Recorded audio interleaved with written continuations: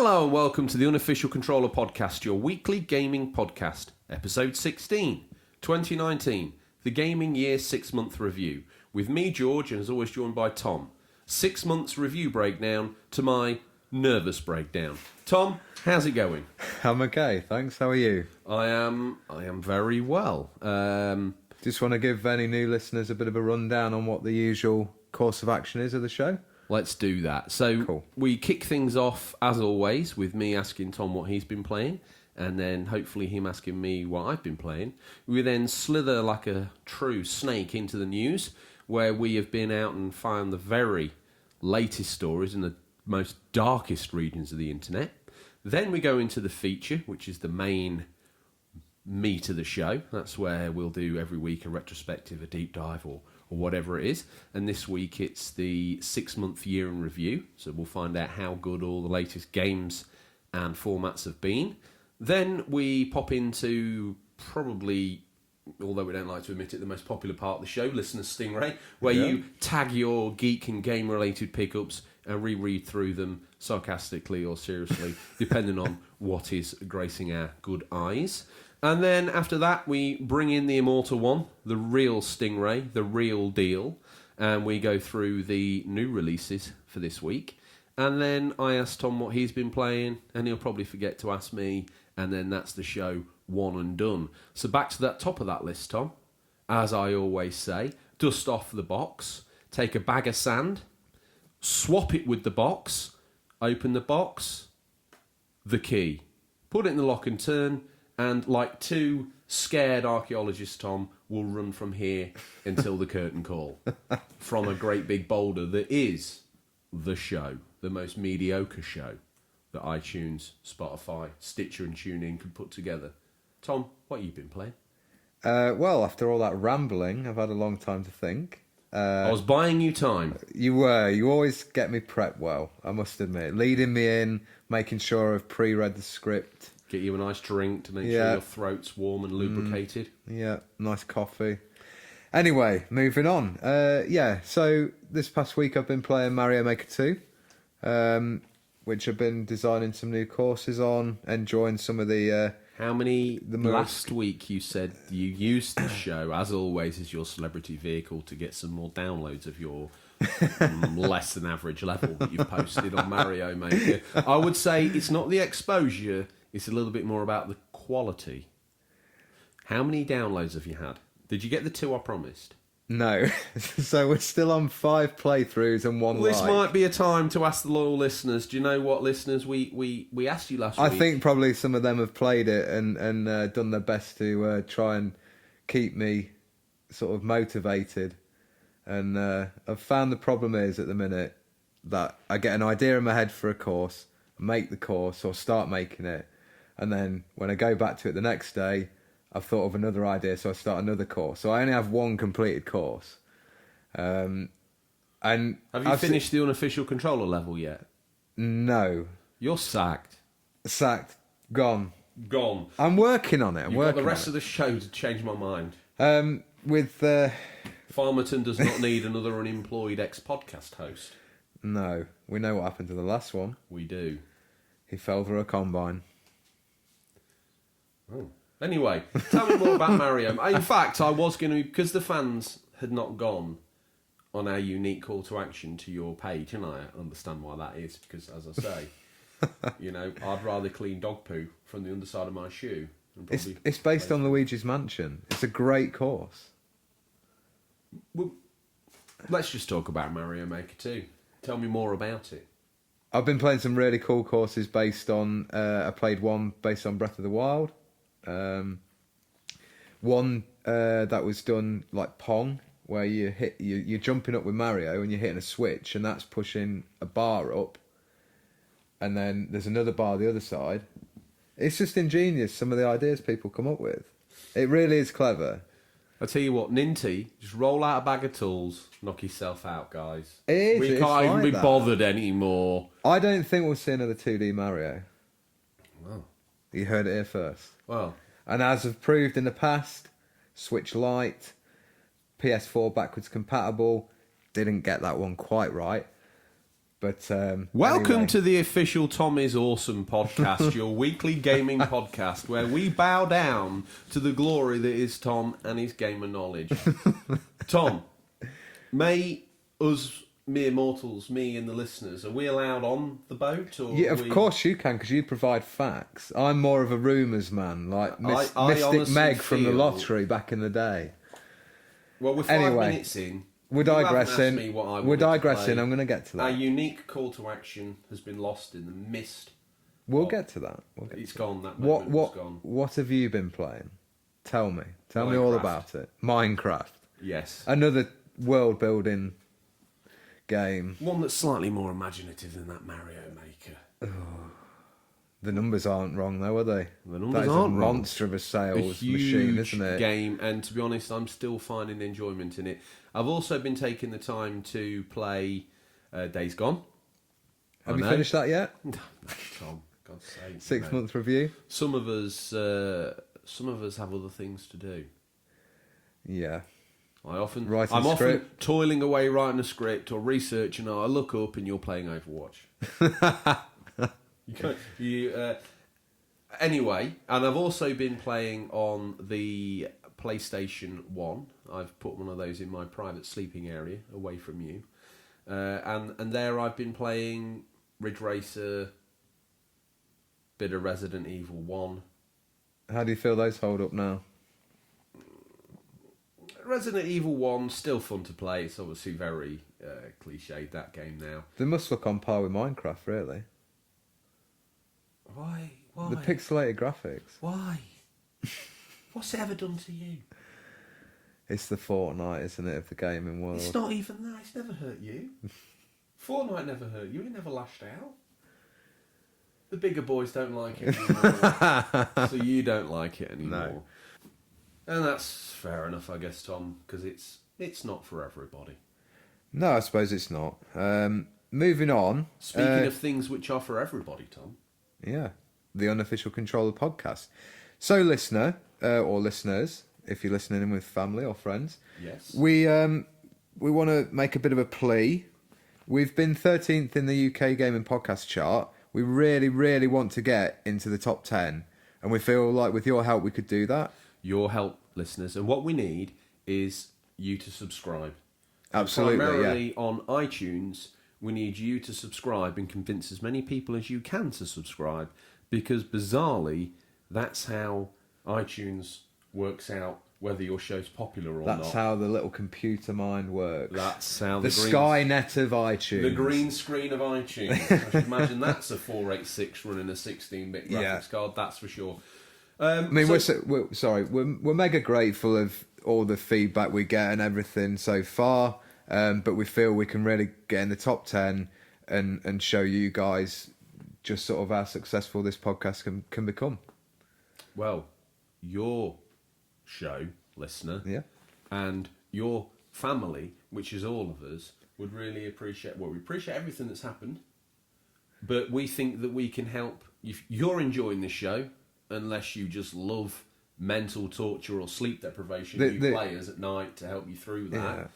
Or, you can help us be discovered by other people who can enjoy this show and contribute to the conversation of family just like you do. And the bigger it gets, we think the better it will get. Well, the problem we have, the county council have said Farmerton will have funding cut if we don't get more people on board. So we've got all these houses in the village. Come and join the Unofficial Controller podcast community. Welcome.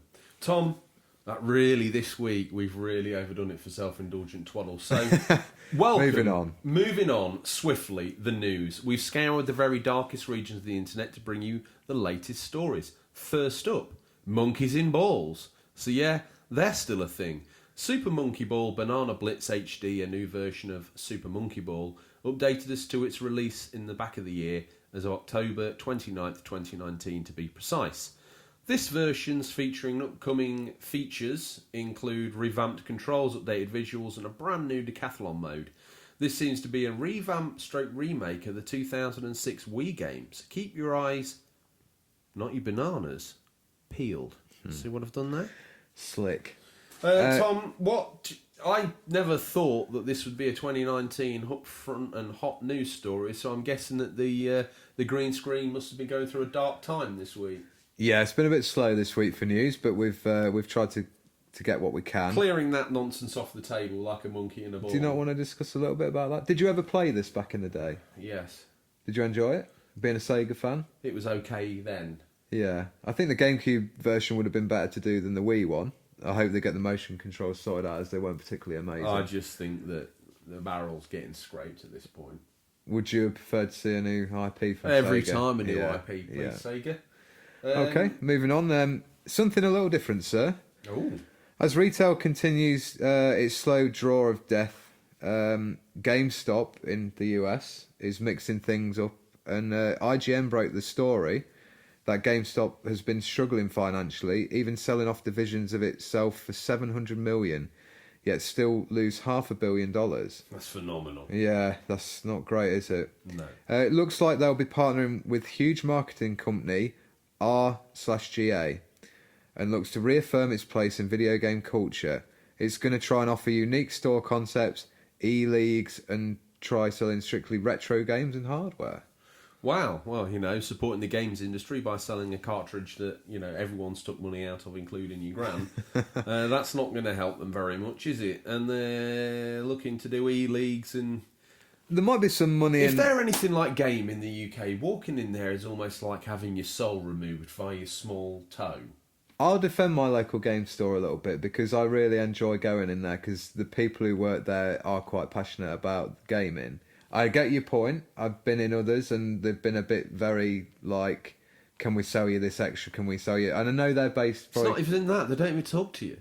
If you buy something, they look at you gone out. No, that's... Like, what are you doing here? I will say the one I use is very good, and I've enjoyed going to a few midnight launches there, and it's good crowd and good stuff. But I think that's something we might look at in the future, guys, is doing a look at how we buy physical games and where we get them from. So something to look forward to. Wow, that'll be an exciting feature to look forward to, Tom. You sell the concept to me like nothing else. If Tom ever comes up with an absolutely belting idea, get him to draw it in crayon, because verbally more exciting. He's going to destroy you. Next up in the news, we like this song, so why don't you step away from the jukebox? Fans can rest assured, as we finally get confirmation, the immortal legend of the business, Yuzo Koshiro, will be working on the Streets of Rage 4 soundtrack. His music being firmly lodged in fans' minds as the music of Streets of Rage. We welcome this announcement and get a little more excited about this incoming game. He'll be joined by Motohiro Kawashima, his co-collaborator from Streets of Rage 2 and 3. Tom, possibly the best news to be associated with this god-awful remake. It's not. It's a sequel. Sequel, whatever. I've been waiting for this news for this game for a while, and that's great. I'm well chuffed about he's back on board for the soundtrack. I see they brought some of the Streets of Rage soundtracks out on those data discs, the vinyls. Yeah. They're pretty cool with cool Very artwork. Yeah. Well worth checking out if you're a fan. But yeah, Streets of Rage 4, it's going to be interesting where we see that this year, because it's gone a bit quiet. Didn't really hear anything at E3 about it. Maybe it'll be shown at a smaller sort of indie game show, because it's obviously not like... Are you looking forward to that genuinely? Yeah. I love those games, and I think it's... That art style is a bit strange, I must admit. But did it out of all the games out there that needed sequels, why that? They don't make that many of them anymore, do they? Side-scrolling beat-em-ups. There probably are, and I'm going to get slated for not thinking of them, but... Every week, Tom, yeah. I genuinely think I'm looking forward to that. Okay, Are you going to play that through with me? We'll have a game night. No, maybe. I mean, it's your It's turn. fun, it's your mate. turn to buy the game, because I bought No Way Out. Okay, that's fair enough. That was For a both good, of us. yeah, good little game that. It was. It was better than this is going to be. Then Streets of Rage 4. Look, Streets of Rage, if you're going to do something with it, bring it through and make it a new reimagining. Don't go lazy and do a half-assed, dialed-in remake, stroke reimagining, stroke 4 of the original. Like every other game from that era's transitioned to 3D. It's got awesome... Imagine if that was a little bit more of a 3D beat-em-up that was actually a good 3D beat 'em up. And Streets of Rage transitioned. There's not many of those anymore, Transitioned and made not just this $6.99 PSN Xbox Live arcade classic. Why not make this something that's $39.99 and people want to play because it's exciting? You think Sega would get on board, wouldn't you, and go, there's some money. That's not a new IP. That's not a new game. That's a mixtape. Disappointing. I'll hold my judgment. Well, I'll buy it if you play it through. Deal? that's the only reason that game's going to sell gangbusters numbers, my friend. Nostalgia. I was meant to tell you about something else I got up to this week, but we breezed over that. Don't you worry. Any more news, Tom? And if the fans want to get in contact with us and tell us that we've mispronounced Yoshi Kuihama's name, which I've just done, if we've got the news wrong, if we've started the wrong version of Monkey Ball, if you want to hate me for hating on Streets of Rage 4, Tom, how would they collectively get in touch with me? So how most of you do is reach us on direct message or comment on Instagram or Twitter. And also you can reach us, as a few of you have done, questions at unofficialcontrollerpodcast.com. You can also leave comments and please like and subscribe on YouTube as well. Oh. That's all bases covered, I think. That's all the bases covered. I think you've mentioned every medium that someone can get in contact with. You missed off carrier pigeon. We'll have to get to fit that one in. Need to get Mumsy to add an extra layer to the bottom of your jumper that she knitted. And no one's mentioning that you can't remember the details anymore. Listen, that feels like an age ago, Tom. But do you know It what? does. 2019, we've already seen half of it done. Madness, isn't it? Insanity. Flown by. And as always, we like to make a mouthful of our feature names. So, 2019, the Gaming Year 6-month review feature.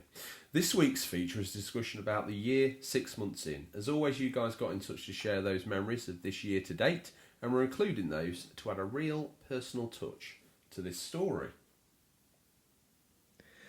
So here we are, 6 months in. What do we have to show for it? Well, an action-packed release schedule in the first 2 to 3 months probably spoiled us. We have got a great mix of games to talk about and still some awesome games still yet to come out. These indeed are heady times. The line drawn in the sand, this is the last stand of the PS4 and Xbox One, and the latest titles show a real mastery of the system. On the other hand, Nintendo continue to make great games with their mascot and high-profile first-party selection, and the PC continues to push the white-hot edge while treading water while the consoles get a bit of a revamp. Right, well, first off, Tom, before we go any further, we need to mention the new resident in the village. He's here. Adam the artist. He's moved in over in the studio flat above Deb's Babs, and in between taking commissions for Lord Ponsonbury and ourselves, Mumsy got a little bit excited, Tom, because she thought that he was a painter and decorator, and it was another excuse to get a tradesman in her bedroom. Really? I've never known such one room filled with that much plumbing, electrical, and carpentry. We have lots of uncles, don't we? Lots of those uncles who are always around, yeah, but are not blood related. No, and then sort of having a really serious leak or electrical failure in Mumsy's bedroom, and them locking in there, and I mean, we listen at the door, and it sounds like they're replaying WrestleMania 3. And Mumsy comes out looking like she's been in WrestleMania 3. But unfortunately, this guy doesn't paint walls with emotion, Tom. This guy is a true artist. And as I say, in between our commissions, he works on Etsy. Now, his name's Adam the artist. Isn't that great? Not only is he a real person, he's also got a great fictional name. So we'll leave that to your imagination. He works on Etsy in between, and it's www.etsy.com/shop/comic pictures. He's taken the time to do a Meet the Village section, and you'll be painting all your favourites, including the immortal Stingray, so be sure to check out his page. Also keep an eye on our page for the villagers' bios, one a week going forward. So we're going to have the immortal Stingray, Mumsy, Wayne Ray, Lord Ponsonbury, Brian from the garage. We're also trying to work on getting Adam to do a map of the village, Farmerton, just so you can imagine this in your head. Because we're audio, I think we want to build that little village that we've created and And flesh if you it don't out a like little any bit. of the fictional characters, we'll revert to a serious gaming news show. Click of the Maybe fingers. we could have a hitman arrive and take out some of the less popular characters. Exactly. Or cue a plane crash or any other type. Hector the hitman. Anyway, they're here for the feature, and we're extrapolating their patience. So he's also kindly offered to sort us out by rewarding the submission of the month by you guys who have commented in the feature. And you can pick a piece of unofficial controller art or one from his libraries. There's a couple that are off limits, but when we get to that point in time in a month's time, we'll let you know what the crack is. Hopefully you'll be wanting a picture of Stingray or Mumsy for your wall. And, you know, all good things come. So at the end of it, 4 weeks from now, we'll review and think who was the best submission. Yeah, I mean we have a lot of great feedback for the features, and We do. we're always really impressed with how passionate you guys are about our hobby, gaming. So going forward, once a month, we'll be picking our submission of the month. Mm-hmm. Nearly thought I'd called it submission of the week, and we reward that monthly, which would be as about as sensical as this show is for most of the time. Tom, this serious gaming news show was once again disappeared up its own backside. While we're on it, though, let's kick off this feature about the 6 month in review, because Adam the artist got in touch and he shared his thoughts on the year so far. I think so far there's been lots of announcements, but not too much to show about what's coming. Next gen, Sony VR, PS5, Xbox 1020 x 360 Mark IV, downgraded Switch. A few cutscenes from the likes of Gears and Halo, which I know better than a bit of CGI, is much the same as what we could probably call pulling a Bethesda. That's quite an interesting idea, pulling a Bethesda. So far, I think the best things I've seen are Cyberpunk and Outer Worlds here, and that's mainly because they're the only things to show off some serious gameplay. A man of the gameplay footage. I am a fan of his already. Not sure there's ever been anything that could be considered a Game of the Year contender yet. Certainly been a few letdowns. Days Gone, Rage 2, he goes on to say. Well, agree with some of that. Not all of that, but most of that. Tom, what's your thoughts there on Adam the artist kicking off the show? Well, he's made a good point again about the CGI overuse of potential CGI trailers and not showing much gameplay. Cyberpunk and Outer Worlds both looking fantastic. Yes, very Outer much. Worlds coming this autumn, and then Cyberpunk coming sort of early next year, I think, springtime. So it's a steady year, isn't it? Overall, It's one of those very steady years. It will go down 2019, the year that gaming forgot, until Death Stranding and some other stuff came out at Christmas. Yeah. Tom, I'm feeling crazy. Let's invoke the Sharaban. Sharaban. Loyal listener and keen contributor of Stingray's Boot. Amazing start, he says, keep going. Just if you could add in some trivia's winking emoji. Tom, I'm thinking that we've lost something in translation from French, from and to French there. Either way, praise from the loyal Sir Sharaban, so we'll take it. He's a good guy, isn't he? We would like to know what you meant by trivia there. I mean, if you want us to run like a little bit of a... I think what he means is it'd be a great show if you added in some facts. Yes, you need to do more facts. More. Anything else you got to tell me? Before we go any further, Doogie McBain. It's nice to hear him. Yeah, he's chimed in yet again. Did you know Game Boy Matty's father? Is he? Yes, keeps him safe and keeps him on the retro path, straight and true. A proper journeyman, that one. Yes. He used social media to let us know. He got in touch and said, "I just play my Dreamcast, so it's still $19.99 to me." Well, I guess this feature's not for you, Doogie, but thanks for charming me anyway. Sega and the Dreamcast forever in our hearts. well, we'll have something coming up in the near future, I'm sure, when we do another retrospective or a deep dive on a series. So stay tuned for that, please. All said and done now, Tom. Let's get into this feature proper. Pick a game. What's up first? Well, I'll take Super Mario Maker 2 if that's all right. Oh. It's got a 88 on the Metacritic, so it's up there with potential Game of the Year contender. Okay. I think. It's not going to be to everyone's taste because of if you don't like 2D Mario, you're not going to like it, are you? As we've said before, we prefer the 3D Marios, and they do feel... No, as I said before, when they're feeling lazy, they roll out a 2D Mario. It's now got to the point where they can't be bothered to roll out the 2D Mario, so they just roll out the developer tools, like knock yourself out, guys. I mean, whatever.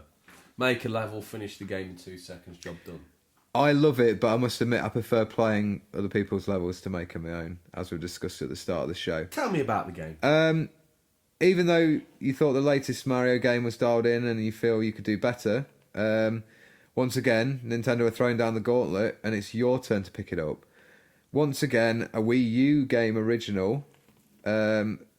We should have mentioned, I think, this in the murder of the Wii U, because I feel it was the first game to really utilise the gamepad, and in some ways, I think the Switch version is inferior because it doesn't have that. You can get a stylus and stuff, but obviously, if you take it out of the dock, it then goes off your TV screen. We were talking about the Wii U and how the Switch has done well. Like Mario Maker, it's like a footnote. If you were reading the obituary of the Wii U, Super Mario Maker barely make mate, it was massive on there, massive. I've had a massive spot. It was the swan song of the Wii U, that game. Hurry up and kill it, and then we can. But they've bolstered a few things on. They've got the world from Super Mario 3D World, which looks a little bit better. It does make the art style seem a bit more improved, along with some multiplayer action. And since people actually bought Nintendo's latest, the Switch, there's likely to be more life in this long term, and plenty of levels for you to try out. So I think there's a way bigger user base, and there's going to be more levels. And just remember to check out that Luigi's Mansion level. Wink, wink. Well, you know, like I heard, they stampeded to your Mario Maker dispensary. So, you know, just prepare. Maybe it's the fact that too many people came, you didn't have enough download stream. Must be, yeah. It crashed and, like, the number peaked Look out of the at way, 5. Because I want to talk about a bigger boys game. Seen enough of these, make a game from 1992 creators. Tom Clancy, The Division 2, switching up its epic post-outbreak location from New York to Washington, D.C. Unfortunately or fortunately, from a gameplay perspective, things are just as crazy in America's capital. The Division 2 plays really well. It can be a grind, but exploring the world is really compelling, and co-op play and Dark Zone are a fun-packed distraction. 82 on the Metacritic and on the PC, Xbox and PS4. Yeah, The Division 2, I played the first one. I was really impressed with it, actually. I thought it was a real good multiplayer online. Sort of going into the Dark Zone felt like a real challenge, and yeah, a decent, solid cover-based shooter from Ubisoft. And I've yet to try the sequel, but it does intrigue me. And I did hear a bit of news from the developer. He put it out there. Would people be interested in seeing a single-player story-driven Division game? Definitely. And I must admit, I like the setting. I think I know it's yet again another post-apocalyptic game, but I think this one's different. Yeah, enough, and the story that they've got in this multiplayer is probably enough to have some decent legs to make a decent one player. Yeah. What would that be? Would it be DLC? Would it be? What would that be? Would that be I think it could be maybe a smaller release, a bit like they do with Far Cry sometimes, where they have like Far Cry New Dawn is a budget release. Yeah, something along those lines would be cool to see. Yeah, that would be perfect. Do you want me to take the next one? No, I was going to say it's time for us to catch a line from the awesome Finster. Oh, cool. He says, amazing start to the year with bangers like Division 2 and the Resi 2 remake, Days Gone, etc. The past few months have been disappointing. With the state of E3, looks like there's not much else happening until 2020. At least it gives me time to get the most out of the games that came out at the beginning of 2019. Much like us other mortals, me and Finster Gamer sound like we're still trying to get Days Gone finished. And he makes a solid point there that we've had some good games, and now we get some quiet time with them to really max them out and fall in love with them. Yeah, it's like we started the podcast after a lot of those bigger releases at the start of the year. We did. So it's going to be nice just to cover those. If we'd have had foresight, Tom, and we'd have been a cutting-edge, white-hot news show, gaming news show, you'd think we'd start around E3. You would really. We're not bothered about that. No. We just thought, let's do this. Let's just do it today. We can do it anytime. Tom, game that you've played the wheels off. Why don't you give us a little rundown of that? Yeah, so next up from our preview of the games so far this year, we've got Resident Evil 2. Capcom starts it off this time with a reimagining of their PlayStation 1 classic. I believe you've been revisiting Resi this week as well. Resi 1. Yeah, cool. Which saw a remake on the GameCube. But this one, Resident Evil 2... no one played that. What, the GameCube one? Yeah, you and me and... A handful of others, yeah. Yeah, so that'll be like three buys. Resident Evil 2 being all that's good about old Resi, while implementing all the advancements in gaming between now and then. Taking charge of Leon or Claire, this is the classic Resident Evil in environments you recognise but all very similar. It's a remake, sure, but we think it's also the finest Resident Evil experience to date. I completely agree with that. I think it has the controls and the sort of tightness of 4, but you have that fear of like what's behind me, quick turnaround. And I've never played 2, and when the tyrant appears, it felt like I was watching Terminator 1. And that film terrified me when I was younger, of this like invincible foe just walking towards you, and he's just soaking up bullets and machine gun, shotgun ammo, and it's very, very intimidating. I had the headset on, had the lights off, and it's a really immersive experience, guys. So if you can check Resident Evil 2 out, if you've never played the original, it's even better. Was there any midnight calls for Mumsy to come attend your bedside and tell you that it wasn't real? Yeah, lots of that. Oh, crikey. He's not real, he can't hurt you. I've seen some fantastic mods as well, I must admit, where people are modded like Thomas the Tank Engine, he just comes busting through the wall. Where Sweets is the tyrant as well. Oh, really? Yeah, from nice. Grand Theft Auto San Andreas. Yeah. Tom, why don't you wheel in this next guy? Yeah, we've heard from a good friend of the village and the show, Retro Gamer Thomas. What's he got to say for himself? He's loved the first part of the year so far. You know, it's good when there's as many games, but he couldn't afford them all. So he was struggling how to pick one of them up. Games like Resident Evil 2 Remake and Days Gone are just a couple of examples. But I've been loving the cheaper titles too. American Fugitive, Team Sonic Racing, Crash Team Racing, etc. My next purchase is going to be F1 2019. Now that has his wheel set up. And he says, here's to the second half of the year. Well, amen to that, Retro Gamer Thomas. Thanks for the input. What do you think to some of those titles he's mentioned? I kept meaning to check out American Fugitive. Came out around the same time as Shakedown Hawaii, and I picked Shakedown Hawaii. I think we probably did that in new releases, didn't we? Of course we did. Yeah. Tom. All the hottest, latest new releases. Absolutely. Curated by the finest show in video games. Team Sonic Racing, I'm not really that interested in that. I'd rather it was a Sega All-Stars racing game. Crash Team Racing, nah. We did a bit of a review of that, didn't we, the other week? Yeah, you played that. If you want to check that out, that's a few episodes ago, if you want a bit of a opinion on Crash Team Racing. And his next purchase is going to be F1 2019. Now he has his wheel. Well, one thing I'd say about that is I saw his wheel on the hashtag Stingrays boot. Yeah. And he's got a cool setup there. I'm a little bit jealous. It did look pretty. Yeah, cool. That's going to be pretty awesome on F1. Definitely. Before we move on, Resident Evil 2 got 91 on the Metacritic. So currently, out of the ones we've mentioned so far, Resident Evil is the highest on the Metacritic. So not only can standing high. Not only can these big boys read, guys, we can count. Oh yeah. Next up, we've got Devil May Cry 5, another game that I've played. I really went crazy at the start of the year. Following a resurgence with Resident Evil 7 and 2 respectively, and the Monster Hunter series coming with that great entry Monster Hunter World, Capcom rolled the dice one more time with Devil May Cry franchise and its fifth outing. Seemingly ditching the DMC Ninja Theory reboot that rightly or wrongly didn't do well critically or financially. Here though, Dante is back to his very best once again, looking just as cool as ever. We think the reboot paid off, and this return to form is one of Dante's best. Couple in new protagonist V with his demon controlling powers, and you have a recipe for success. Now you've played 1 recently, haven't you? Yeah. Sorry, we should just mention there it got an 88 on the Metacritic. It's available on PC, Xbox, and PS4 at this time of writing. No other versions as of yet. Yeah, I've not played this, and to be honest with you, I've played Devil May Cry on the original PlayStation, and then just never looked at the series again. You like 1 though, don't you? I think 1's a really good game. Yeah, I think Devil May Cry 5 to me has been the easiest entry for a newcomer to get into.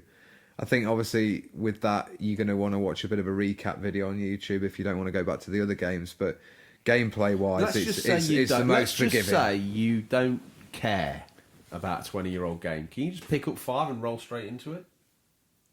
Yeah, I think so. Yeah, you That's can what have a it lot of needed fun. to You can be. you can have a lot of fun with the game. Just some of the combos you can do. The 3 playable characters are really good fun, each different in their own way. Yeah, really solid title from Capcom. They've really killed it this year. Talking of having fun with the game, Tom, do you want to give me a readout on this next one? Oh, here it is. Now, this to me is my potential game of the year. I'll put that out there now. Wow. Sekiro Shadows Die Twice. If you listen to some of the earlier podcasts when we first started, this was the game I was playing and it was quite a stressful experience. But now sitting back here, having finished it, it was a phenomenal experience. Rage-inducing at the time, but when you finish it, just the best feeling. Did you go back? Did you platinum that? No.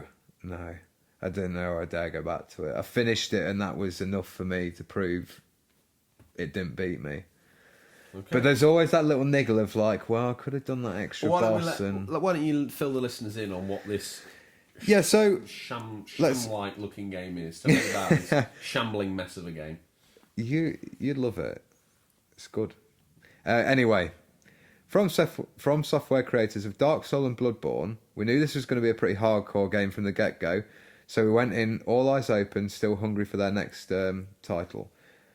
Sekiro is a tough difficulty, just like previous games, and if you aren't prepared for a rapid attempt at the death cycle until success, this probably isn't for you. But to say Sekiro is an Oriental Dark Souls is seriously misunderstanding the game. Yes, you'll need to unlearn everything you learn in forms from those, like the Dark Souls series and Bloodborne. It's very different, a lot faster paced. Its sword-based melee combat feels completely different, and it really requires a bit of a touch of skill, especially with the deflecting, and you have the grapple to get around the maps. I showed it to a few friends, and they were sort of surprised that it was a From Software game because it had just a very different vibe to it. It's a lot like one of their old games, Tenchu. So if you're a fan of that, I'd really recommend having a look. Which Tenchu? On PlayStation 2. I think PlayStation 1. No, I don't think. Is that wrong? No, that's wrong. On PlayStation 2, is it? Yeah, one of the. I think you might be right because I might. One of their first games was either the first or second Tenchu game on PS2, and I think it was the second. I think you are right with PS2 because I remember getting it on a official PlayStation Magazine demo. Facts? Yes. For Sharaban? All the facts. All the facts. As we say, it's a great game, but like Tom, this is really a game of Sekiro games die 6 million times. You snuck that in at the script there. You must have been keeping tally of all my deaths. Anything in there, and you would read it. You even read yourself out as a third person. Surely, I am the Rock. As we say, a great game. But like myself, this really is a game of Sekiro dies 6 million times. But instead, you put yourself in there. I love it. Z-lister celebrities speak about themselves in the third person. You have to get used to this. Maybe this is why you never made Jeremy Vine's show, or Jeremy Kyle is the actual guy I'm thinking of. Totally different people. How did it do on Metacritic, Tom? It's got a Metacritic of 90. It's available on PC, Xbox and PS4, similar to Devil May Cry 5. All the bigger boys machines. Yeah, a worthy Metacritic score there, I think. Can I have a go? You can. Kingdom Hearts 3. It's been a long wait. Too long. Luckily for us, the wait was, well, worth it. Because Kingdom Hearts 3 is truly beautiful. Now, Kingdom Hearts dates all the way back to the PS2. And yes, we've actually waited since then for the sequel. We've got redo versions on PS3, PS4, and exclusive editions on DS and PSP. The Disney meets Final Fantasy role player is a hoot to play, and fans should feel right at home. Mixing the Disney worlds with original characters and some heroic Final Fantasy legends, bringing the likes of Toy Story and Frozen for the series' most gorgeous and action-packed entry to date. These games make no sense, much like this podcast. So don't feel like you have to go and play 1 and 2 just to get an idea of what's going on, because, frankly, I've played 1 and 2, and I've got no idea what's going on. So don't let that get in the way of picking this game up and giving it a good old go. 83 on Metacritic, and its platform's currently Xbox and PlayStation 4. Now, it's funny you should mention about not having to play 1 and 2, because I did see it the other day for £18 on... Why didn't you buy me that? I know, I ought to have done, treated You cared for me. I will. I'm really curious to check that out, because I played the one on the 3DS, and I must say, like, looking at some of these worlds they've created on with the sort of the tech of the PS4 and Xbox is really impressive. The Pirates of the Caribbean one looks phenomenal. But yeah, are you gonna be picking that up because you have played 1 and 2? Yeah, I keep meaning to. Yeah. To be honest, I made a promise to the fans to get Judgment. I went and bought it. I've not made a promise to buy this yet. Do you have Amazon Prime? Yeah. It was on Prime Day deal, but I think obviously that's finished now. Oh, do you know what, listeners? If you ever want a top tip, come don't to ask this Tom, guy, because he'll come in with. I've heard it's Sonic Tuesday soon, so you probably want to get yourself down and pick up a copy of that for the Mega Drive. Talking of picking up things for the Mega Drive, Tom, I don't know why this link makes any sense. It doesn't. Days Gone. Rolling onto the PS4 with a little controversy due to conflicting reviews and bad bugs at launch. Dig in though, and this tale of Deacon St. John and the freak and ravaged Oregon will reward. Be it the attention to detail in the environment with its wide-ranging and jaw-dropping locales, all linked together with seriously fun roads to drive and explore. The sense of being a survivor in a post-apocalyptic environment, or heart-in-the-mouth moment of terror when you unwittingly stumble on a 1,000-strong herd or larger. Coupled with Ben's challenge updates, this really is a great game, and one that will grip you and reward the hours placed in it. 71, controversially, on Metacritic, although I think the user score is 88. And the platform is PS4, one of Sony's exclusives. Yeah, so I think obviously this got the critical reception. Yeah, from that PlayStation wanted. No, that's but for sure. It's interesting what you said there. It does reward the hours you put into it, I think. If you can sit down for a few hours and really invest in it, it's a far more rewarding game. Those challenge updates are really fun as well, and free. Had to go on that, which was cool. I think the one this week is a biker challenge. It is, yeah. So if you do own the game, definitely check out some of those challenges. I really need to do some script writing, really, don't I? Because how many games on here have I finished? 1. Days Gone, Res Evil 2, Sekiro. You don't want to do anything though, Tom. All you I don't. Turn up, read the script, and go. Take the money as well off the side table. Yep. Paid for my time. Mum's prescription money. I'll do some writing. Birth control pills aren't free, Tom. The listeners will be in for a treat though if I write a script. It'll just be full of ums and ahs. And me talking about myself in third person. Sounds like your memoirs, Tom. And, well, maybe one day we'll do an episode of that. My Life in Gaming. And everyone can pull up a warm glass of milk. Maybe... a Christmas fireside chat. Put the prescription sleeping tablets on hold. And dial yourself into Tom's My Life in Gaming, coming soon to a podcast feed near you. I think that would sell as well as Days Gone. Oh, no, Tom, I think it would sell about as well as a fire guard made of ice. Tell me, what's Sony got of... what have they been up to? This cheeky little wag, bring them in. Moving on.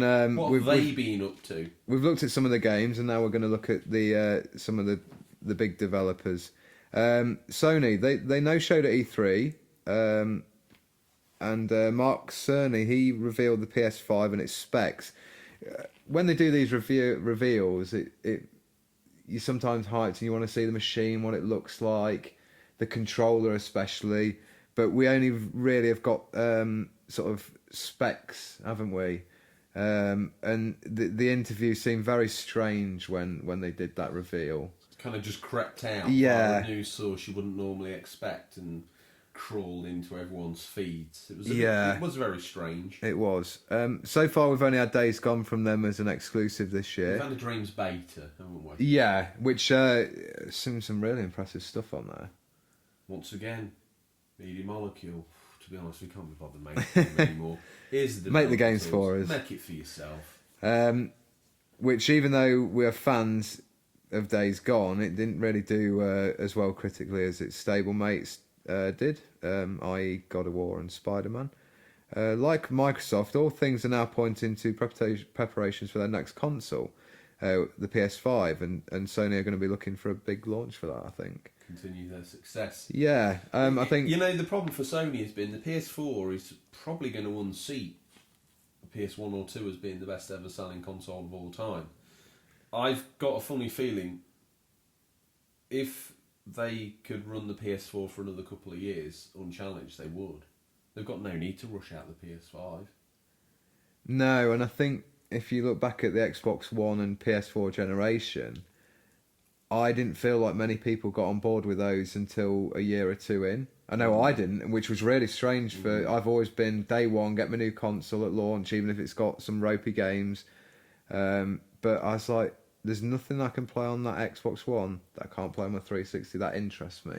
So I wonder whether it's going to be a bit of a slow sort of leap into those next gen consoles. I think that you're absolutely right, but I tell you, someone who doesn't slowly leap, sliding in and protecting the streets of Farmerton from gangs of Naderwells, our regular listener and superhero, independent _variable 24. Some of us know him by his daytime name, Red Dragon Rios. He's back. Don't say it out loud. I won't. Because at night time, our kung fu toting, masked vigilante, independent variable 24 is not something you shout when you're in danger. It's something that you shout when you're a little bit scared and you've got time to shout. Then he swings in. And what does he say? Well, imagine I'm doing this full Christian Bale. I would like to say it's been okay, but with Sony still censoring games and all the Phil Spencer nonsense about Xbox being freedom of speech, it's worrying. But with Cyberpunk coming and Borderlands, I'm happy. Oh, and Kill la Kill 2. Interesting choices there. When you're an unhinged village protector, Tom. I was expecting a Batman voice there, or were you going for the Bruce Wayne Christian Bale? I said I was about to do Christian Bale. Who's the Bruce Wayne Christian? I was going to do it, and then I warned them off and said, just imagine I'm doing it. Okay. Because can you imagine you drive... Chris McClung is on his way to his next big meeting. He's got me growling down. He's going to turn it down. He's going to swerve off the road. He didn't want that. We're a high-quality podcast. Okay. I don't feel the need to bring it down to the level where we're growling in the mic and going, I'm Batman. Batman! Chris McClung, hopefully you're Car full is- comp because you just swerved off the road and you're now spinning wheels in the air while your retro goodies in your roof rack are crushed because Tom couldn't resist doing the aforementioned I'm Batman. Do I come over there and smash your lights? Ozcats just swerved off the road and wiped out Daddy Zilla's family MPV. Luckily, no one's in it at the moment because they're all in the thrift store. Pack it in. No one likes those blooming Batmans anyway. Oh, 24 meets Batman. So Borderlands 3, independent variable. Back to the games, thank God. Yeah, I've never Cyberpunk. played... I just wanted to touch on Borderlands 3. Have you ever played any of those? Yes, you have as well. I've not. We had the original Borderlands. Did we? Yes. Are you sure you're not thinking of Rage? No. I always get them mixed up. No. We had those. I do like the look of number 3, which got a trailer recently, so check that out. They reckon there's over like 1 million guns in the game. But quite possibly. I mean, We'll believe it when we see it. 809 mils with 800 variants of pink. Yeah, hand grip. possibly. It's not difficult. Do you want to take the next one? We've got Microsoft. Yeah, look out. Microsoft, all quiet until E3. Microsoft's doing well to position itself as a games as a service. Assisting this transition, they've picked up more studios to bolster its lack of Xbox format exclusives. Xbox Scarlet was confirmed, but once again, just seems to be a water treading technique till 2020. While we're there, let's take a moment to listen in to the regular contributor, the Barber Who Games, who, Tom, checking back into it, here's a fact. Do you like facts? Yeah. Our longest and one of our most engaged fans. Is he? He is the only, when you go all the way back through our names of followers, Yeah. the first name that you would recognise as being a name that anyone on the show would recognise, the Barber Who Games. Oh, thanks for that, Barbary Games. Going all the way back to the He's first. surely earned himself a semi-detached in the village, hasn't he? With a large ex-council garden. Attached to his house, or where's that now? It just extends. It's one of those real long gardens, you know, Oh, I where you'd be allowed to grow veg in it back in the day. Oh yes, it's a really Yeah. strangely proportioned long garden. Yeah, basically like having No a mini. use to a modern person. Well, it is if you had a plane, because you could like have a runway on the back garden. Or cricket. Or cricket, yeah, absolutely. Yeah, perfect. Multi-purpose. What's he say? He says he got in touch. I'd say so far a good Nintendo success, especially after the failure. I'll say so far so good. Nintendo's success, especially after the failure of the Wii U, has been great to see. There has been so many franchises making comebacks like Ace Combat, No More Heroes and Devil May Cry. Honestly, it's starting to get hard to keep up with all the games coming out. I think if you own either all three, I know when I own Xbox, Switch and PS4, there is a lot coming out every week. You know, when I owned every console, you know, proper games playing guy. Tell me about that. There is. I'm one of those games. guys who does videos where he's got a collection of games behind him that he's never played. Oh my god. These games, they're a substitute for my knowledge. Absolutely. What do you reckon to what he's got to say there? He's a fan of the show, failure with the Wii U. Yeah. Ooh, too true. Ace Combat, I did like the look of that in VR. It looks Wish I'd pretty check that out. yeah. It's a game I need to pick up. I'm hoping that he's going to... Is that something you can play in co-op and sort of go full Top Gun? Who would I be playing that with? Not me, because You're not gonna- the VR sends me dizzy. Yeah, it does. I have to lie down. I don't know. I was looking into that because I just wanted to revisit the Ace Combat world, and I thought that would be a great way to do it. Yeah. Again, I wasn't brave enough. I know I'm part of the problem. I like the Ace Combat games, but I don't like to support them at retail. So they've got no idea whether it's popular or not. No More Heroes is exciting. Devil May Cry it is also exciting. Barbu Games, as always. Thank you for getting in touch. Tom, I'm going to take this last one. Okay. So I'm going to pull on your milk-stained Mario onesie, and I'm going to do Nintendo. Nintendo started the year slowly, with many expecting a Ninty Direct in January, but we had to wait a bit longer for that one, with the first one arriving on the 13th of February. I'm looking for some, but not for Ninty. This set out their stall for the first part of the year, highlighting Fire Emblem Three Houses and the surprise reveal of Luigi's Mansion 3. More followed as the months went by, with directs featuring reveals for Link's Awakening Remake and the new game called Astral Chain from Platinum Studios. Did I do the milk-stained Mario onesie justice, Tom? You did me proud. Like a grade A Mario Maker 2 Cut level. it off me. You like love a it. tracksuit in a car accident. I want Back it in the gone. day, you were the biggest Mario man around. Yes, and then I moved on. Now, they've had a bit of a slow start to the year, Very slow. but when E3 came, they come out punching. And the bigger boys, Did they? they did. Looking back, I saw The all E3 this was not great. E3 was won by Nintendo, and they win that by announcing a sequel, and you know. They did more than that. They actually had games and games footage, and don't get me wrong, some of these games are a bit like, oh really, we've seen that on a console 3 years ago. But they've got a lot of games. And the numbers... From a console from 3 years ago. Yeah. Yeah. I just want the fans to know. I want the listeners to understand. No one makes games like they do. It's a bit like Sega. Do you know what? They have their own style of game. No one makes games like they do, so they keep trying the same ones out week in, week out. Astral Chain, new IP from Platinum Studios.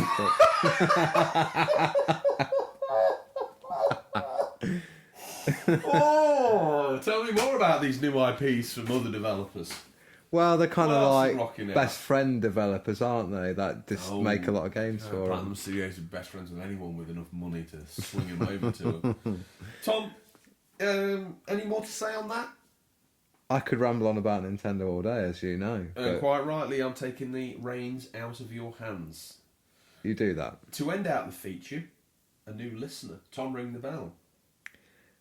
We've got Tatsu Tom, Maki Shinku. Listen in to your co-host. End out the show, Tom. A new listener. Ring the bell. Ding. Ding. It was my turn to ring the bell last week. Hit it. Do you want a straight ding off the ding, bat. or do you want more like one of those old films that you turn on and it starts with a bong? That's a gong. I want Gong. a ring from a bell.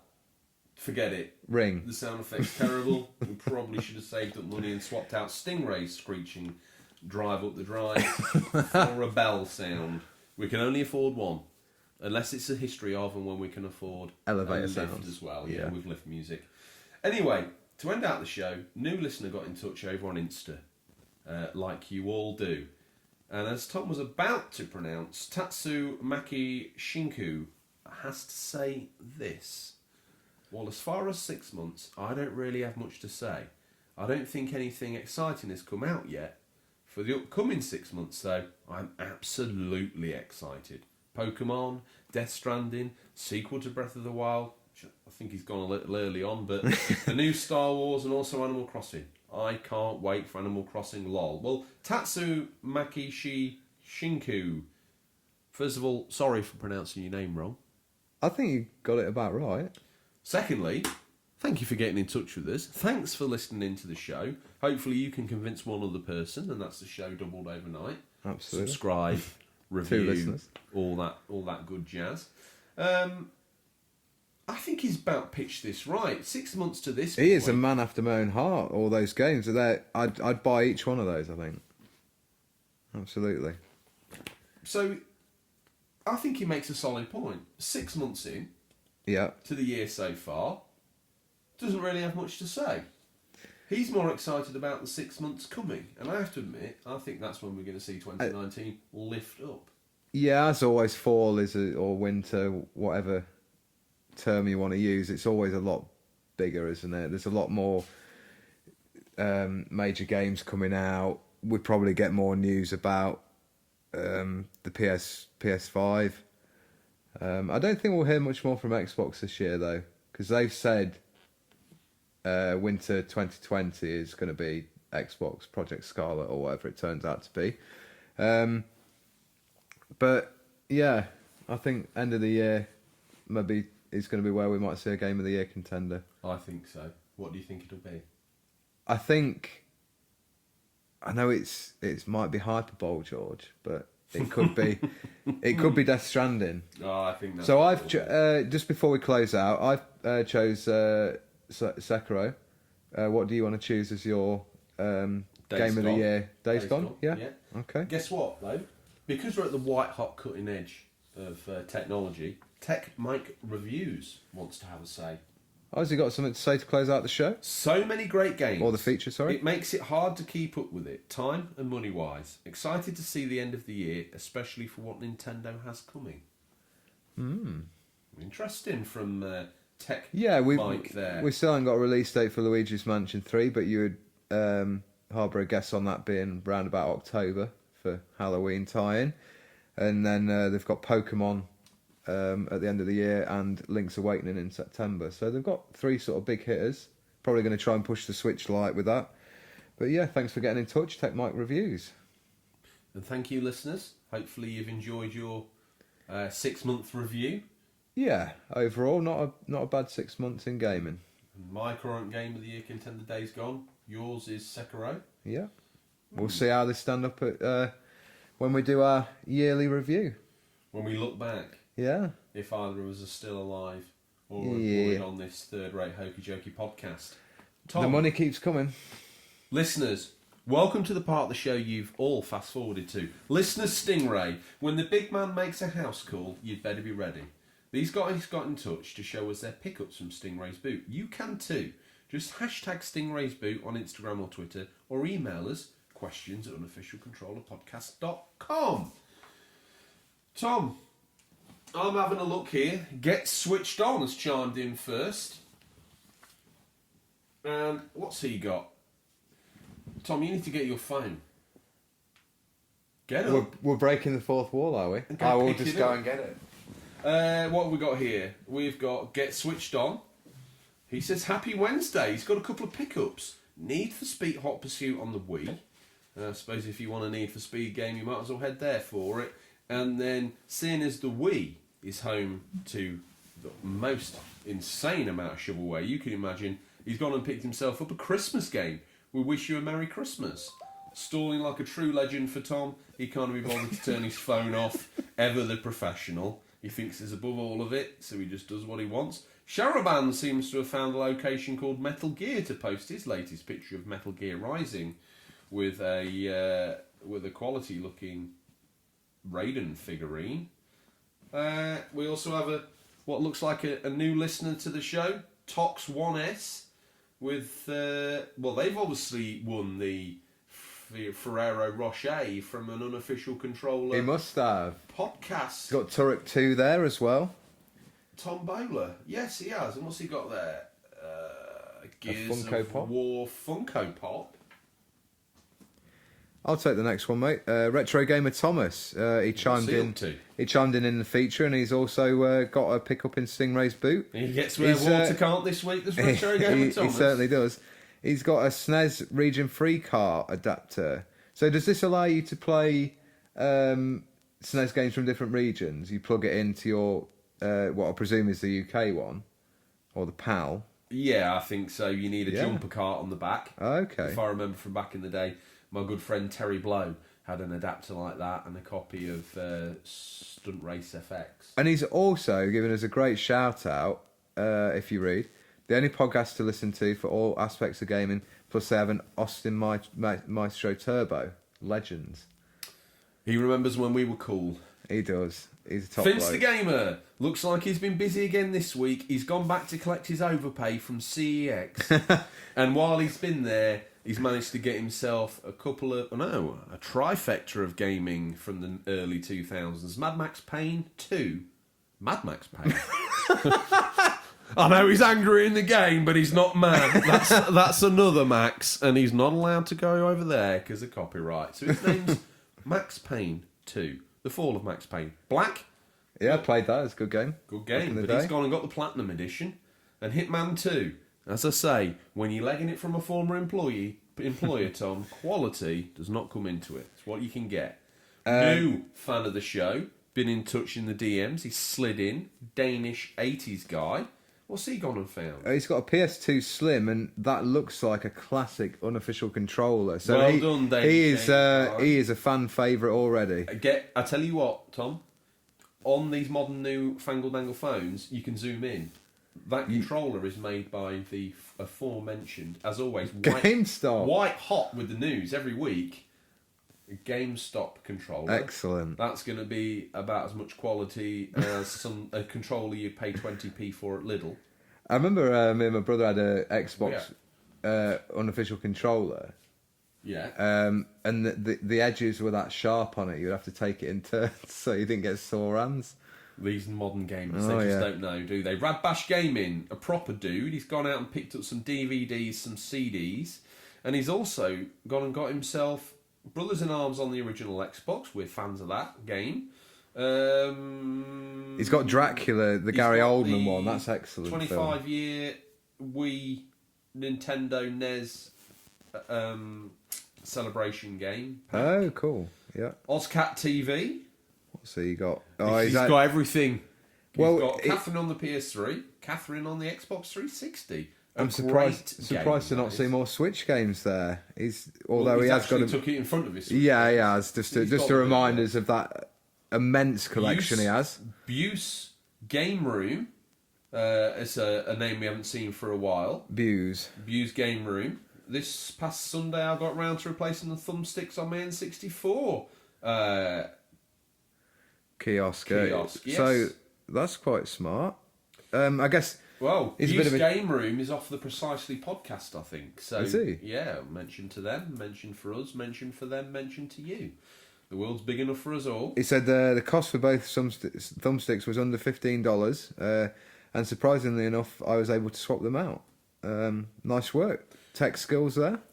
Yeah, Sharaban managed to find the location Gears of War, and he's showcasing his Gears of War collection, boxed and unboxed, with his little Funko Pops. Yeah. Dream Collections Retro Game, another new name to the show. This guy looks... That's a Japanese Nintendo 64. I love the box art on that. Those like neon colours. It almost looks like it's from the 80s. Yeah, it's cool. I actually think it looks more mature than the packaging we got. Yeah, definitely, absolutely. Fisher Price, my first console. Yeah. We got Bigger Boys console, the N64. Yeah. Stay away, too mature for you. Ozcat TV. What's he got here? He's done a little post tell you about what, who haven't we heard of from a while? Odders. Odders. Yeah, we hope you're okay if you're listening. Get in touch. Just to let us know you're okay. We're going to have to put out a Lost and Found, aren't we? We can't- Like, where's we- Chris McClung? Where's We Odders? can't afford an air ambulance for this village. So. Why did Red Dragon Rears change his name to Intangible Variant? Well, that was because of his vigilante activities. Of course, yes, we should have kept them more. You worried about Ozcat not showing Switch games? He's gone and pulled one out. Voez. He's now 132 games. Radbash Gaming, good friend of the show. Forget all that other claptrap he's picked up. He's picked up Transformers the movie, 30th anniversary edition on DVD. And sticking with the 80s retro feel, he's got a Slimer Funko Pop. He's also got a copy of Siphon Filter 2 and the Mask movie collection. Well done, yes. Now, Danish 80s guy here makes a few years I sold my Vic 20. Danish 80s guys. I think me and you were brothers from another mother because I had a Vic 20. What a great story. I've even commented there as well. How boring I am. Sharaban. He's only been down Konami Coffee and took a picture while he was there of Rocket Knight Adventures and Sparkster on the Mega Drive. Two very good games there. Very good. If they weren't in our notable exceptions on the Mega Drive episode, you need to check those out, listeners. Crispy's Video Game Journey. He's got some pickups there for the PlayStation 2. The Getaway, Black Monday. Oh, Mark Hammond. If the first one, he's peaked on the volume again. If it wasn't bad enough the first game, they made a sequel that sold probably as well as the first one should have. Devil May Cry, though, we mentioned that earlier. Yeah. EA Live 06, Resistance 3, showing us the back of the boxes as well. Retro Collector Ray. His only car boot gaming pickup this week was a framed holographic Super Mario Brothers pick.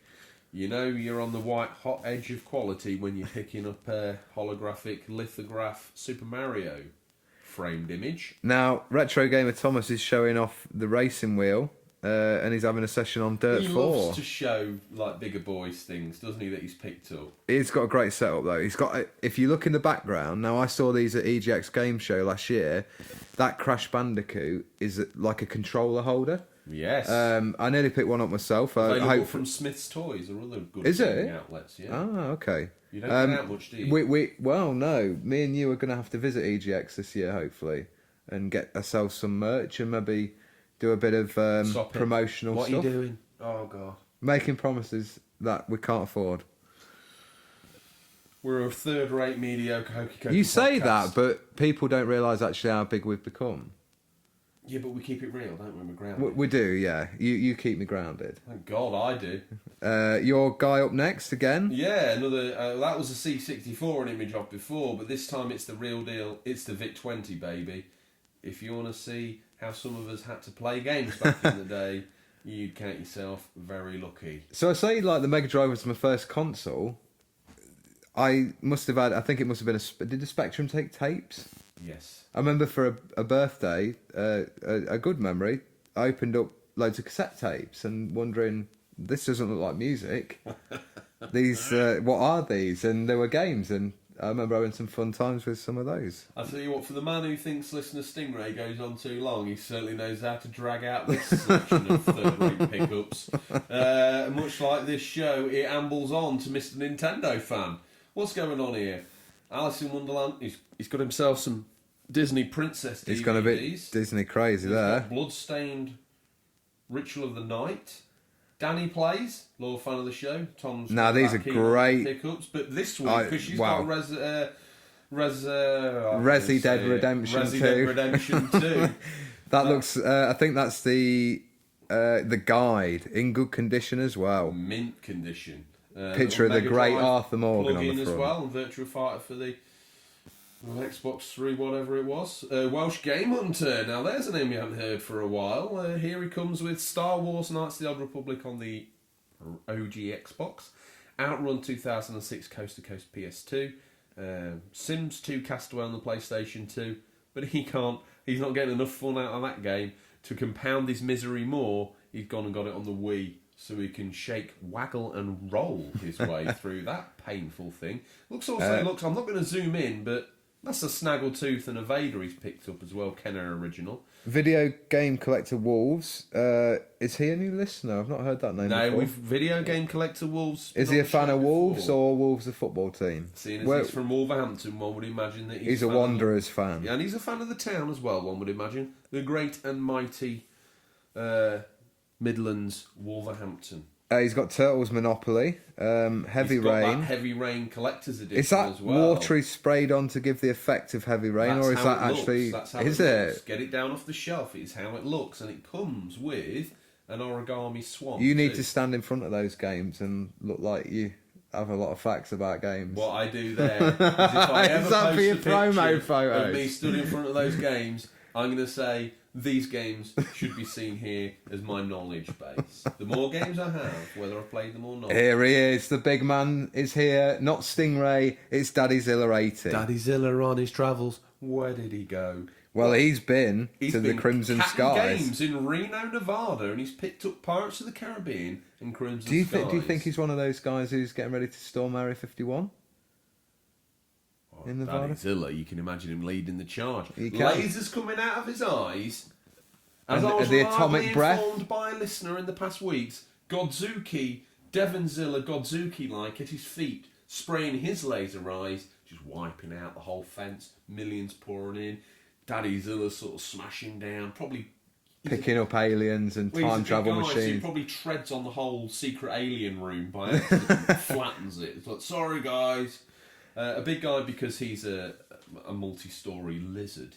Daddy he's got Zilla though. Pirates of the Caribbean Now, on the Xbox. I got in touch with him there because Pirates of the Caribbean, if you flip it over, I had this game. Right. It actually says Pirates of the Caribbean, and then because they were too lazy, it actually says this is actually the sequel to Sea Dogs, but we're calling it Pirates of the Caribbean for a quick Really? cash in. Even though none of these characters feature in the game, this is actually Sea Dogs 2.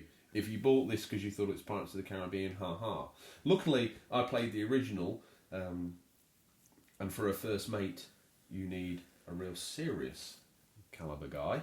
Well, speaking of where he picked that up, Captain Games, he's posted a little picture of the store there. So that's good for some of the US listeners if they fancy travels. Where did he go? Fancy a trip over there.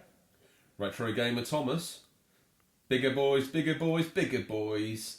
Take a look at my driving Here's a sim zoomed rig. out shot of my rig, and I have to say, We are envious. I want that. I do. I'm Daddy very Zilla jealous. again. He might not be at home, but that does not stop the pickups coming thick and fast like bullets in a First World War trench attack.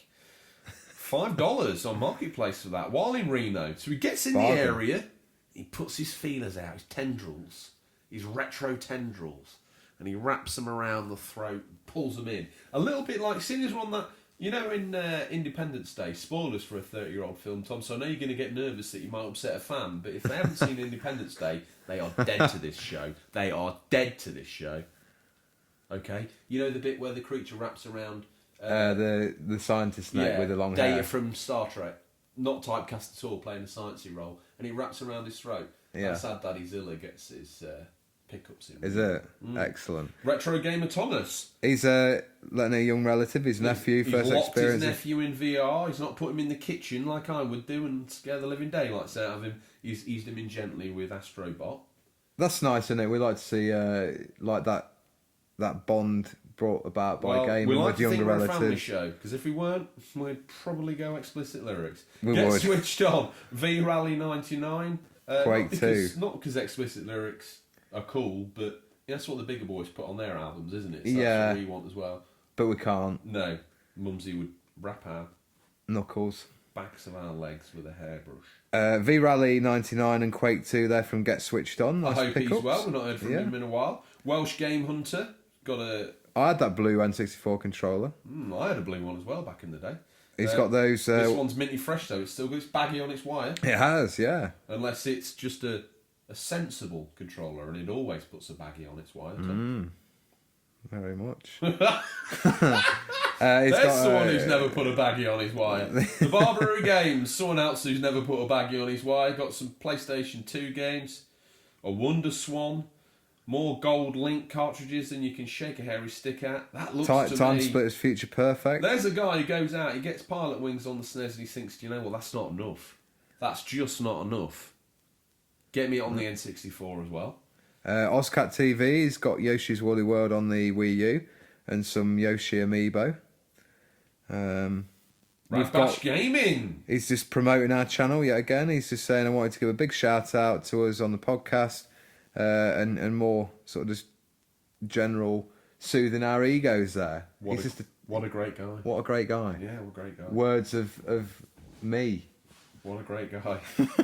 Radbash Gaming, kicking in again, keeping it on point, unlike Tom. Soul Calibur 2, Section 8, both on the Xbox 360. Dream Collections Retro Games. What is that? A Dr. Directly from the world, Japan, an extremely bad machine aesthetically but very curious, I present to you the Dr. V64. To me, it looks like... I'll tell you what I think. There's part of the N64 in there, and then it looks like someone's taken like a PC CD-ROM and Whenever I'm melted ever it going to to the wheel front. out a fact, Tom, you happen to get on there and we'll spin out some nonsense. Do you want to know what that actually is? Tell me. Give me some facts.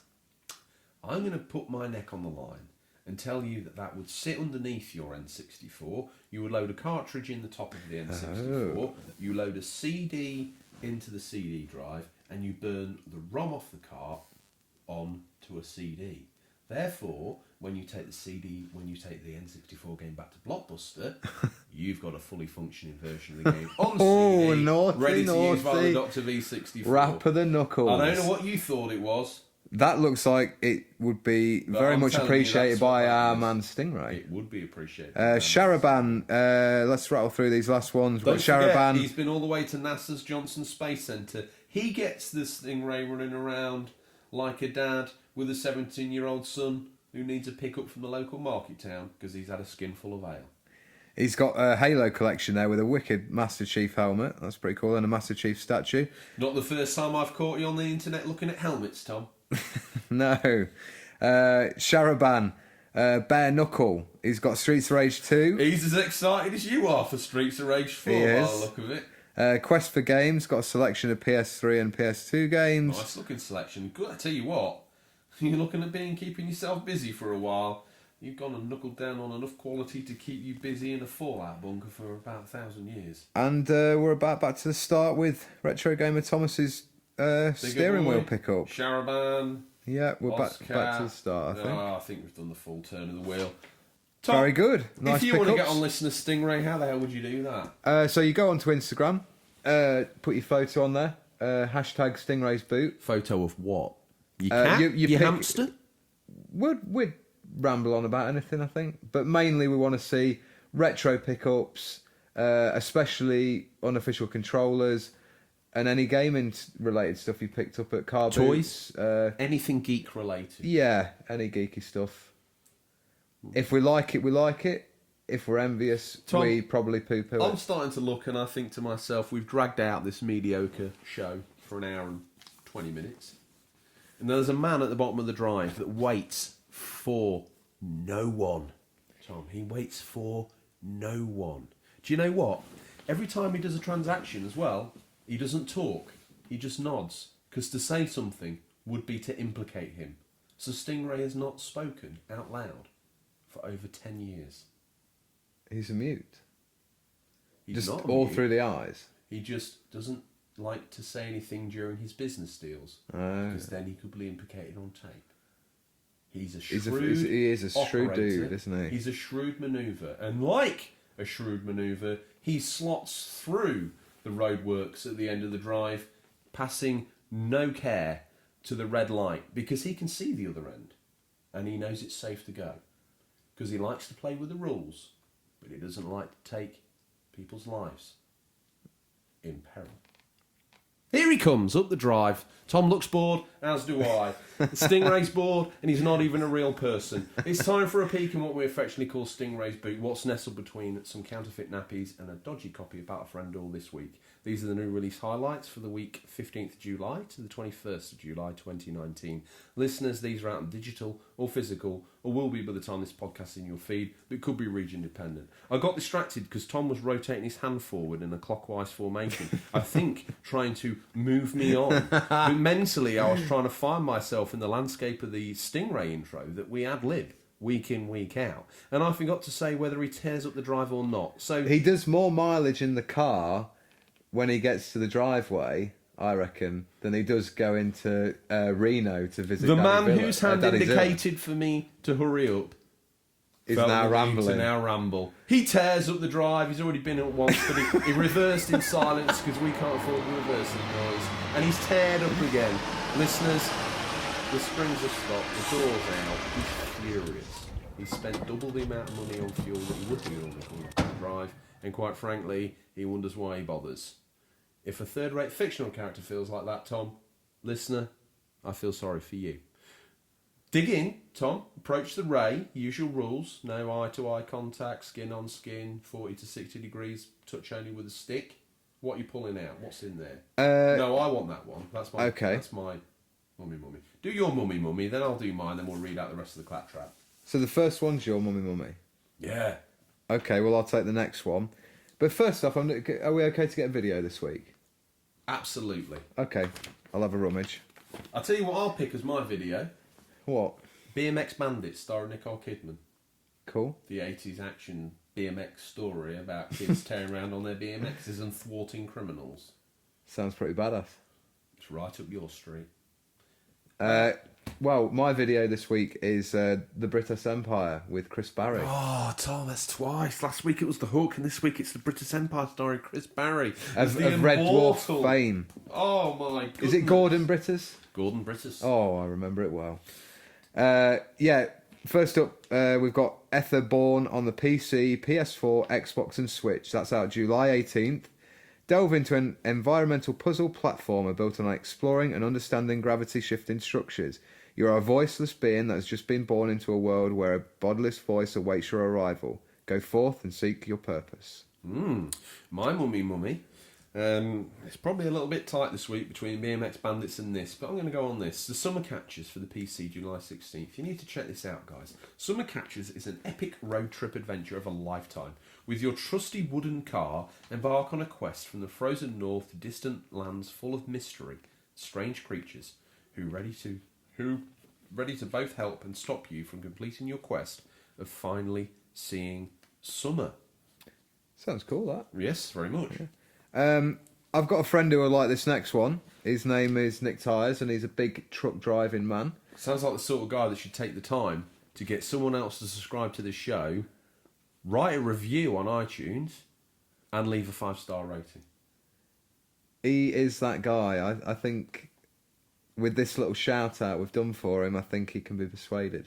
That means that we've only got another 4,464 million shout-outs to go before we're the most popular podcast Absolutely. in East Anglia.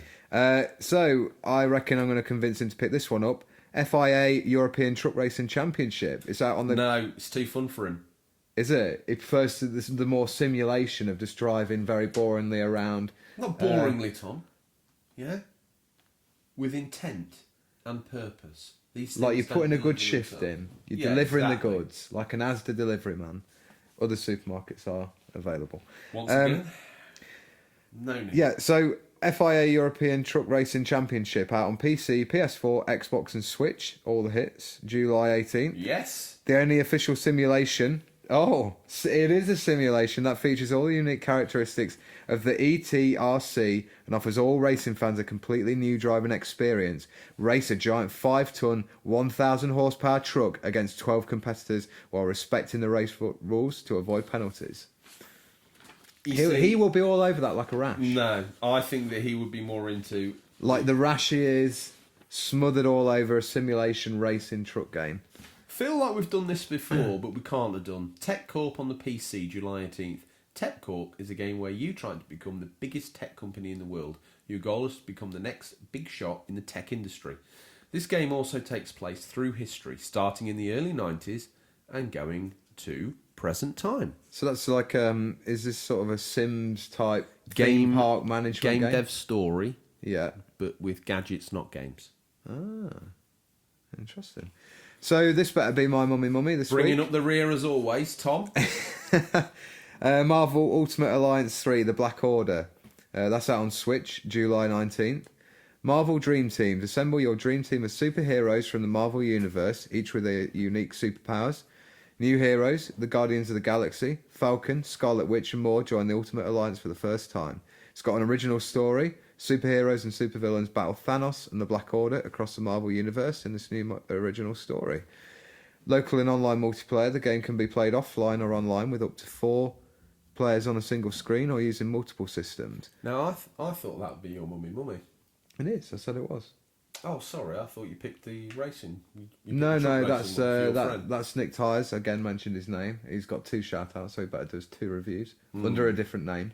And then get 2 of his family members to sign up. Even if he hijacks his nan's... We are probably the world's biggest pyramid scheme, aren't we? We get 1 on board, then they get 2 on board, and then 3. Even Scientology looks at us and it's their knees banged Tom Cruise together. Shakes when he hears our company's name. Wow. He You think does. if we got him a big enough medal, he'd come and work for us? He would. He's like Muttley on Dig Dastardly, isn't he? He'll do anything for a medal. He will. He loves the medal. Tom, it's that end of the week again. You weren't going to ask me, but I'm going to be polite and ask you what you're hoping to play. I don't know. Maybe some more Mario Maker 2. I'll always say the inevitable Overwatch. Please. Oh, God. And some games I'm getting sick to death of. Mario Maker 2 is one of them. The other one is Overwatch. Then you leave me The other Red one's Dead 2. Redemption 2. Now you need to pull your finger out, get back on Red Dead Online and finish these new missions with me. Proper story missions. I played it the other day, mate, and it was like playing the single player. Beg. There's no griefers. Beg. Beg. Please, please, please, can you come on Red Dead Online for a bit, please? This is one time where I'm going to shoot. Any more, I'm going to please? use the show as my vehicle. So I don't have to. Can one of you send your game attack to Tom? And you two can play Red Dead Online together and do all that bigger boy stuff. You enjoyed it when you played it.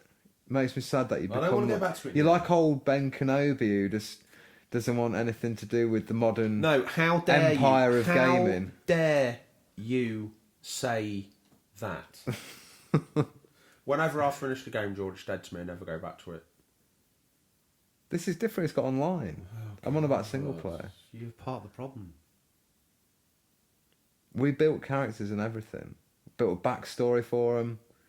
Yours is just dead in the online world. Just like a ghost of the Old West. That's far more exciting than the storyline we came up with for our multiplayer playthrough. That's a fact. Do you remember when we just sat at that camp and that guy just kept griefing us saying, I'm the best... What was he, like the best shot in the West? He kept He said calling he was the himself... best fist fighter in the game. And then for the next 20 minutes conspired to spam our camp and punch at my man's face. It's not like that anymore. The bigger boys can't hurt you online. Whatever. Okay, what are you going to be playing, dude? Oh, I've been waiting 1 hour and 30 minutes to find out what you were going to ask, and I'm going to tell you. I'm going to play some more Minecraft, I'll be absolutely honest, but I'm probably not going to dare mention it again because you'll start saying, not that we're 16 episodes in. Minecraft is your Overwatch. I've only mentioned it in 3 episodes, 2 episodes so far. I've got plenty of mud to stomp out that hole, I'll tell you. Over to my right hand side, is a copy of Judgment for the PS4, because when I make a promise, listeners, I keep it. Like the milkman of the village, he always delivers. Well, just ask Mumsy. 3 pints of cream every morning gets delivered with a hell of a lot of noise. Yeah. We're usually tucked up, aren't we? No one needs an alarm clock when Mumsy's got a to-the-door delivery of milk, that's for sure. And I'll be playing on the I see you've picked up Judgment. I've just said Judgment. Made promise to the fans. Sorry, yes. Picked up Judgment. I will play that probably this weekend. Get Days Gone finished. I keep thinking I'm only a couple of hours away from finishing it. And I'm like, I'm riding to the next scene. It's, hey, Deacon, want to stop by? Got a job come up for you. Oh, is this another pointless bounty hunter mission? No. Is this a marauder camp mission? It's quite a long game, and I think they could have tightened it up by actually taking some of that out. Yeah, I agree. Because at times you feel like you're progressing the story, and then you get a can you come do this by the book mission as that you could almost say there's actually too many camps, even though the map in the end is quite big. I think not too many camps, too many formulaic missions. That don't mean anything. Like there is some filler front and back that sometimes when you get to the back end of that said mission, you feel a little bit like, oh yeah, that's edgy. But other than that, it's gone in a heartbeat. You're not thinking about it. Well, that's about all we've got time for. Oh, why don't we link into it thinking like this? Talking of things that have gone in a heartbeat, Tom, what have you got that's gone in a heartbeat? That's all we have time for. This show, George. This show, is that what I should say? I don't know why we type all this out, because to be honest, you don't read it. What is it I was going for? to take the outro for the first time ever. Oh, his confidence builds as he slowly absorbs elements of this show. There's not much room left for us, listeners. You and me, we're just padding to this guy. What? My powers have doubled since last time we met, Count. You need to return with the Christopher Lee line, but I struggled to remember that one. I'm not geeky enough to remember anything from the prequels, apart from Battle for Poodoo. And the bit where Anakin walks in and he's like, you can definitely tell the director, slow down, slow down. Oh, they don't count. Only Phantom Menace counts. It's the only true prequel. Oh, what? And Tom, much like... We've dribbled on and off. Yes, so please, what's it time? What have we got time for? And that's all we have time for you this week, listeners. As always, thank you for your time, and we look forward to the pleasure of speaking to you again next week. Until then, happy gaming. And remember, there's nothing wrong with being given the unofficial controller. It's what you do with it that counts. Cheers, George. Oh, wow, he's really got the wheel of the show. See you next week, Tom.